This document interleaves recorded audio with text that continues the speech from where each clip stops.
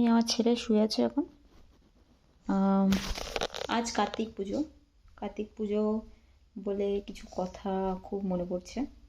আগের বছর আমার শ্বশুরবাড়িতেও কার্তিক ফেলা হচ্ছিল, তো আমরা পুজোটা করেছিলাম। আমি তো শেয়ার করেছি তোমাদের সাথে কার্তিক পুজোর ফুল ব্লগটা।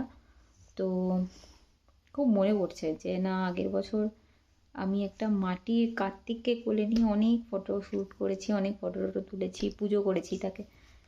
তো আজকে মনে পড়ছে যে সত্যি সত্যি আমার কার্তিক পুজো করা সার্থক, কারণ আমার ঘরে জ্যান্ত কার্তিক চলে এসছে। তো এটাই বলার, আর কিছু না। আর আমি আর একটা জিনিস দেখানোর আছে, এই দুটো সাইডে চুল বেঁধেছি।